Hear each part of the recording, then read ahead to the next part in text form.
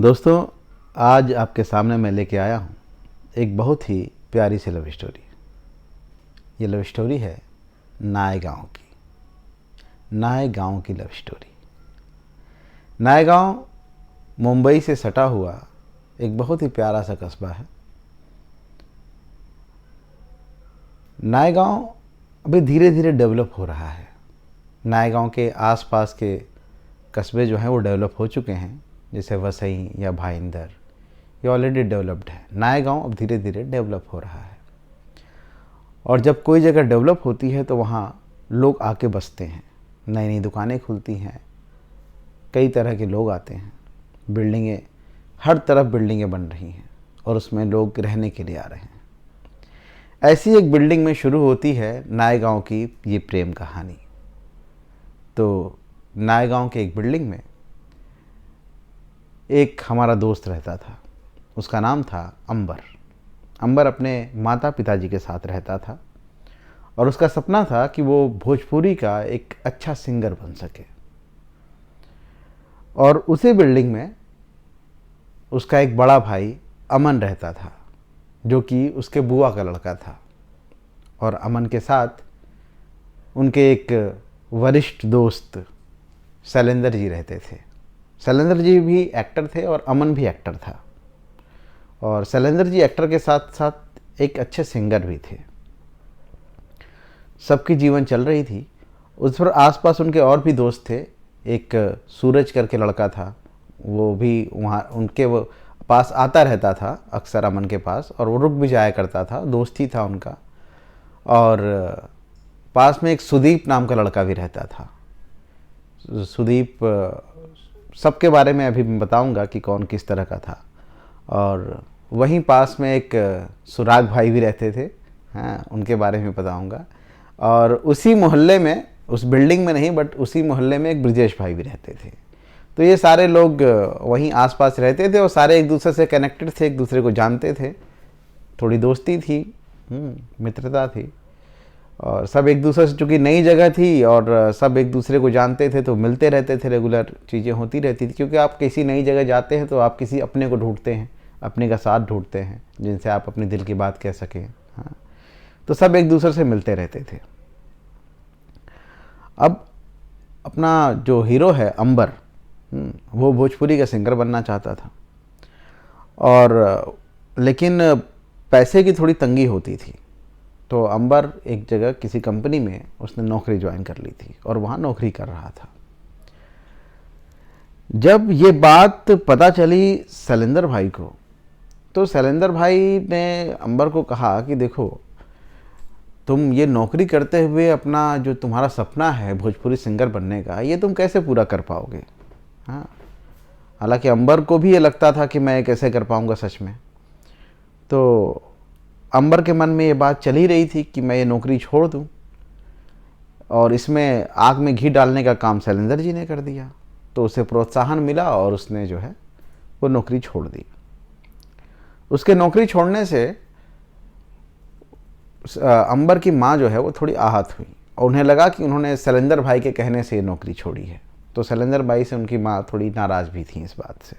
हालांकि शैलेंद्र भाई का कहना था कि मेरे कहने पे ये नहीं हुआ है, वो खुद ऐसा चाहता था।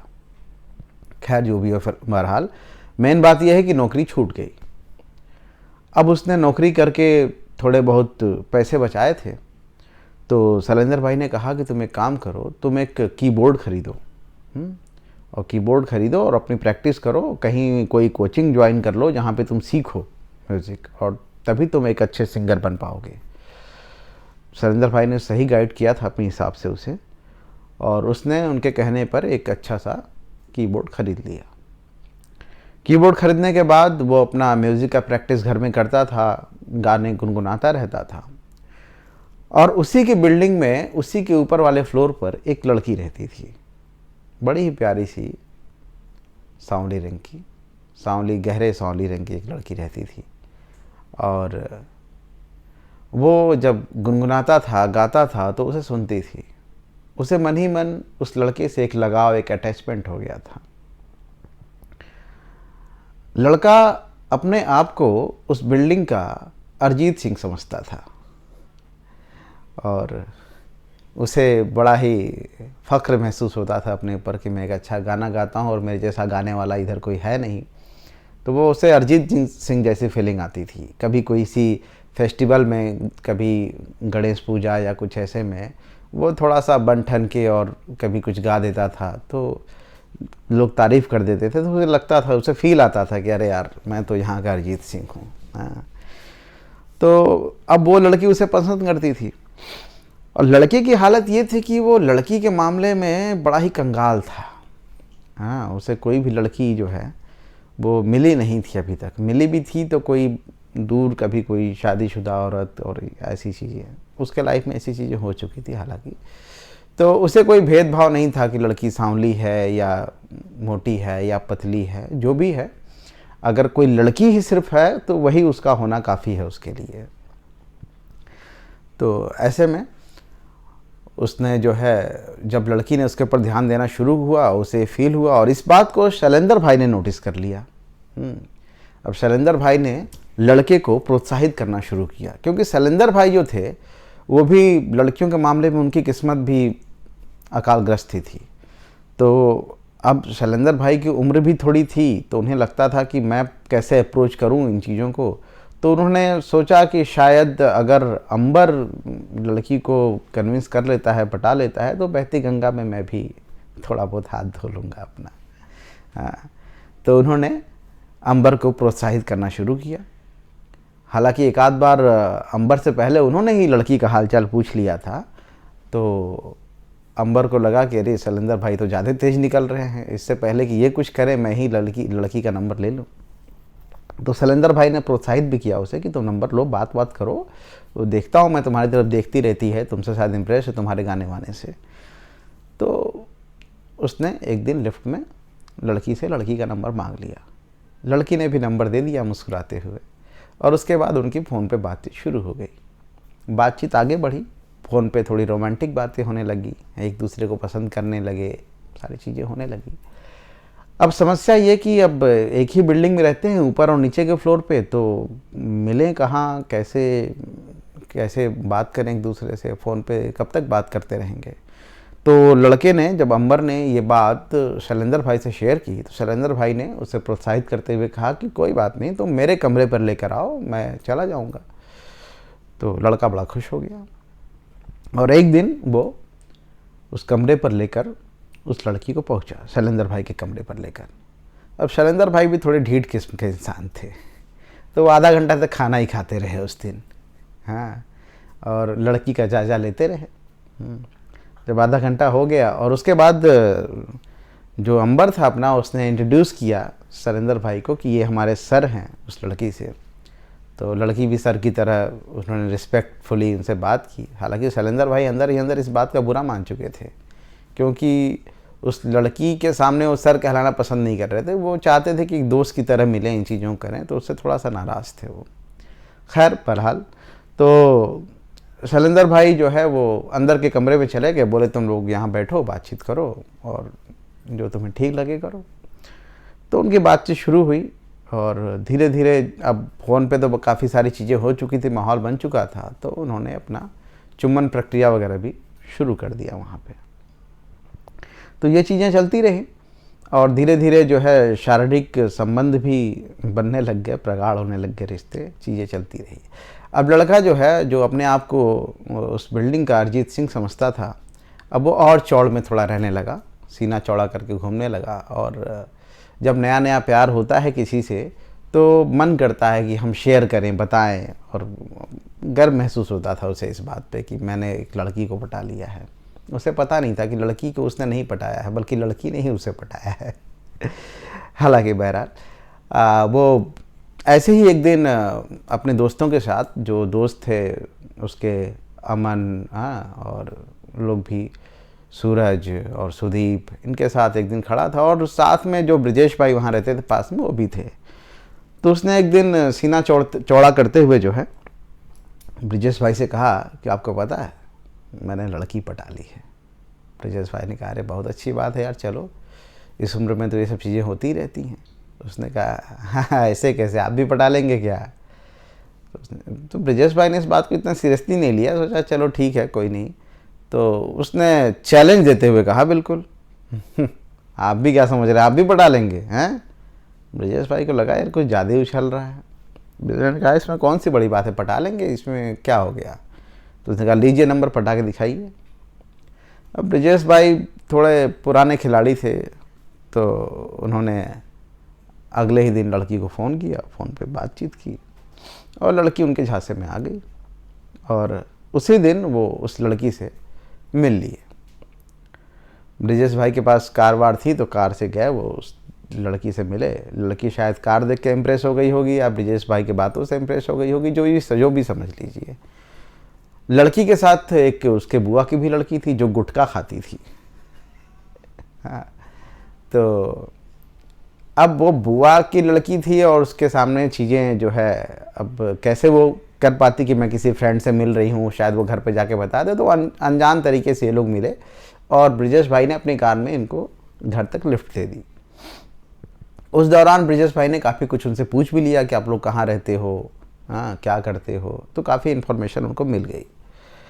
उसके बाद ब्रिजेश भाई ने वापस लड़की को फ़ोन किया और बातचीत हुई और फिर अगले दिन उस लड़की से वो अकेले मिले और उसके बाद उस लड़की के साथ वो बीच बीच पे गए, काफ़ी सारी बातें की और चाहते तो वो बहुत कुछ कर सकते थे लड़की के साथ, क्योंकि लड़की पूरी तरीके से उनके झांसे में आ चुकी थी। लेकिन उनके सामने अंबर का चेहरा याद आ गया कि भाई उसने चैलेंज किया है लेकिन प्यार तो करता है, तो जाने दो, कुछ करो मत। तो उन्होंने बाइज्जत उस लड़की को वापस छोड़ दिया।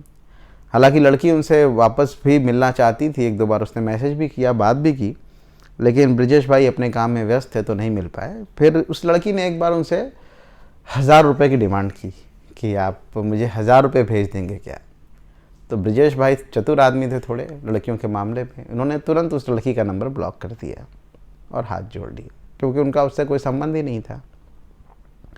और इधर अंबर जो है उस लड़की के प्यार में तब तक पागल हो चुका था और पूरी तरीके से। अब लड़की जो थी, लड़की के बुआ का कैरेक्टर तो आपको बता दिया, गुटखा उटका खाती थी। हालांकि इससे कैरेक्टर का कोई संबंध नहीं है, गुटखा खाना उसकी पसंद नापसंद वाली बात है।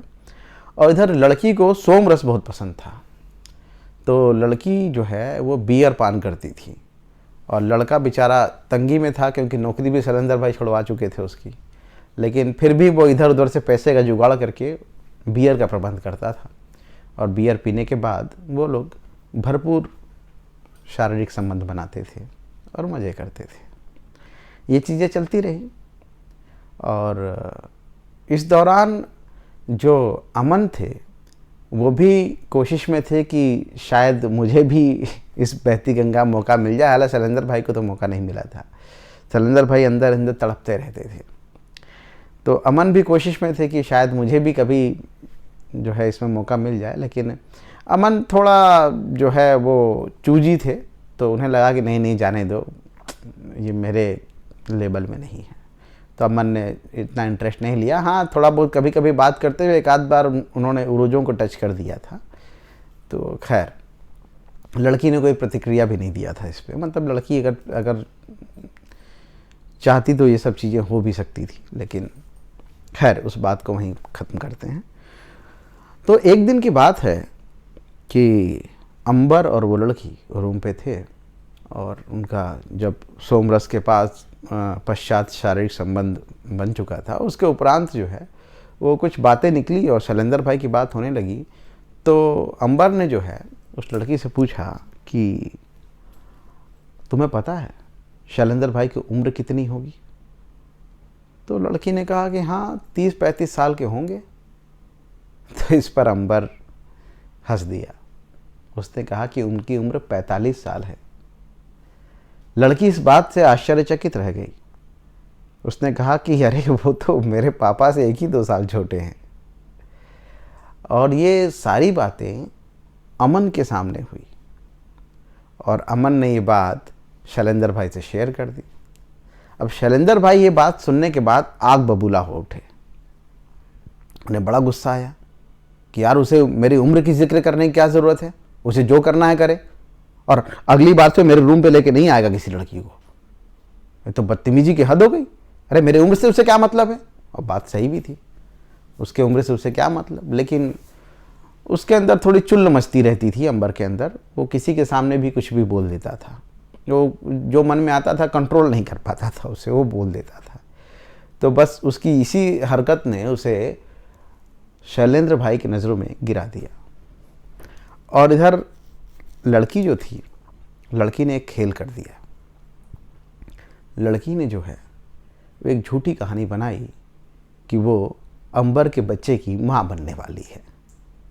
इतना सुनते ही अंबर का गांड फट के फ्लावर हो गया और अंबर अपने दोस्तों के पास उसका निदान पाने के लिए भटकने लगे। उन्होंने बात शैलेंद्र भाई से भी शेयर की। शैलेंद्र भाई बड़े ही नाराज़ थे उससे, लेकिन अब ऐसी परिस्थिति थी तो उन्हें साथ देना ही था। और अमन भी था, साथ में सूरज भी था, सुदीप भी था, सब लोग मिलके साथ देने लगे। अच्छा, इसमें जो है एक सुराग भाई जो थे अपने, उनका जिक्र अभी नहीं आया। उनके बारे में बताऊं, सुराग भाई एक बहुत ही अच्छे म्यूज़िक टीचर थे और वो चाहते थे कि आकाश जो है, सॉरी अंबर, आकाश एक ही बात है, तो अंबर जो है वो अपना करियर अच्छा बनाए म्यूज़िक में। तो उसे वो ट्रेंड करते थे, उनसे एक लगाव था उनको कि भाई सीखे, और अंबर भी उन्हें गुरु की तरह मानता था। लेकिन जब सुराग भाई ने देखा कि ये गलत रास्ते पे जा रहा है तो वो बड़े नाराज़ हो गए और उन्होंने स्ट्रिक्टली कह दिया कि नहीं, अब मैं तुम्हें नहीं सिखाऊंगा।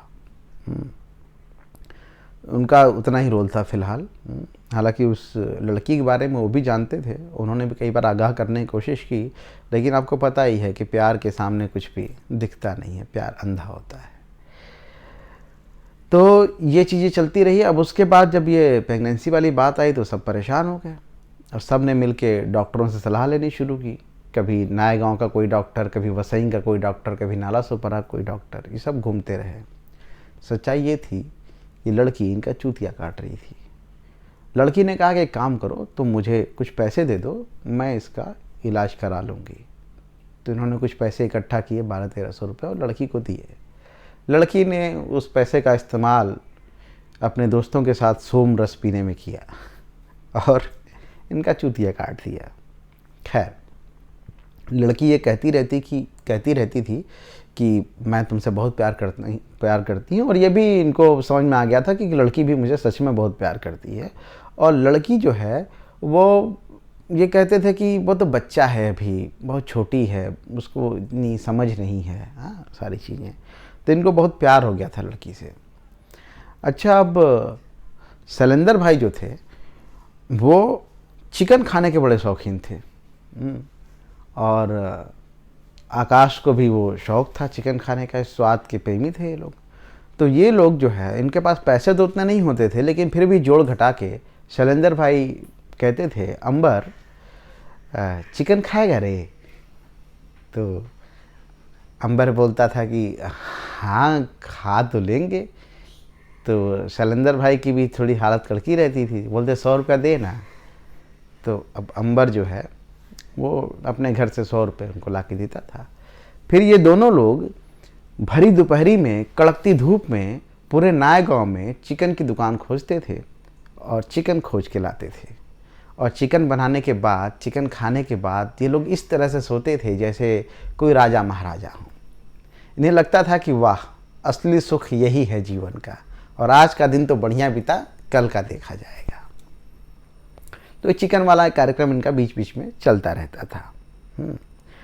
अच्छा, वो लड़की जो थी, लड़की को बस वो बियर पीने का ही एक थोड़ा सा महंगा खर्च शौक़ था। महंगा क्या, वो भी कोई इतना महंगा शौक़ नहीं था। बाकी वो बहुत लो मेंटेनेंस थी लड़की।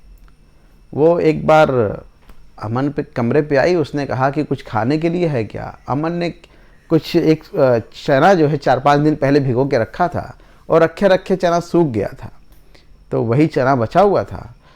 तो इन्होंने कहा कि ये चना ही है। लड़की ने उसी चने में टमाटर और प्याज काट के मिलाया और उसे बढ़िया सा भेल बना के खा लिया।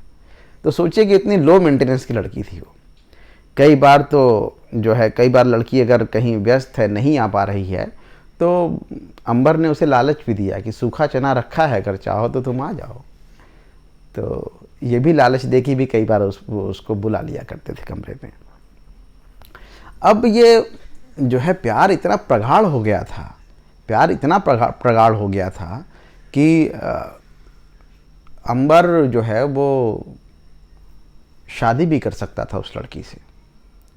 लेकिन जब अमन को इस बात का एहसास हुआ तो अमन थोड़ा भयभीत हुआ, क्योंकि उसे जो है डर था कि अगर इससे ये शादी कर लेगा तो मेरी बुआ का क्या होगा, क्योंकि बुआ उसकी जो है वो बहुत ही सीधी और सुशील और सुंदर थी, और उन्हें लगता था कि यार ये अगर इसने ऐसा कुछ कर लिया तो बुआ तो बहुत दुखी होंगी, इकलौता लड़का है ये, यही एक। तो अमन इस बात से बहुत चिंतित था, और अमन ने ये बात सामने रह रहे ब्रिजेश भाई से शेयर की। ब्रिजेश भाई को जब ये बात पता चली तो उन्होंने कहा कुछ उपाय निकालते हैं। और इधर लड़की जो थी उसने जो है अंबर से कहा कि देखो मेरी शादी चाहे जिससे भी हो, पर मैं चाहती हूँ कि मेरा पहला बच्चा तुमसे ही हो, और मैं तुम्हें अपना पति मानती हूँ। तुम एक काम करो, मेरे मांग में सिंदूर भर दो और एक फ़ोटो मेरे साथ खिंचा लो। अंबर प्यार में इतना पागल था कि वो उसकी बात को मना नहीं कर पाया। उसने उसके मांग में सिंदूर भरी और फ़ोटो भी खिंचाया। ये सब चीज़ें देख के अमन बहुत घबरा गया था। अब ब्रिजेश भाई को जब ये बात पता चली तो ब्रिजेश भाई को भी थोड़ा दुख हुआ, क्योंकि वो उस लड़की का चरित्र परीक्षण पहले ही कर चुके थे।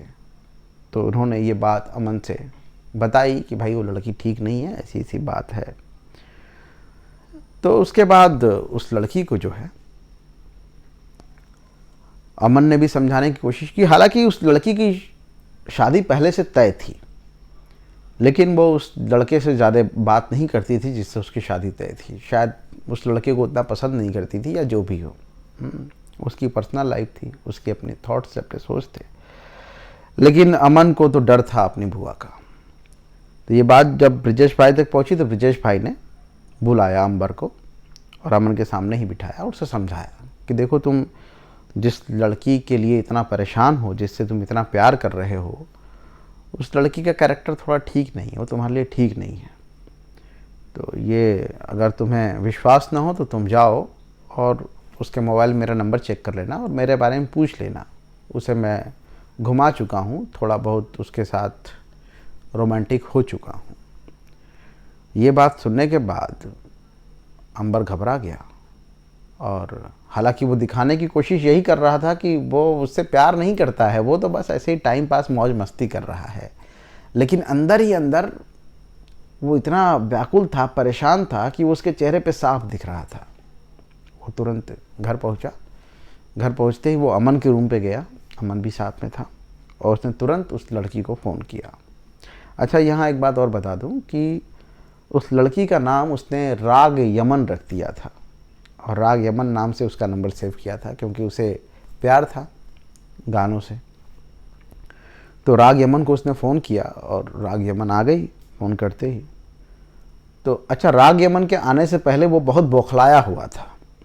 अमन उसे बार बार समझा रहा था कि अरे ठीक है, क्या हो गया, तुम्हें कोई इससे प्यार तो है नहीं, तो तुम इतना बौखला क्यों रहे हो, परेशान क्यों हो।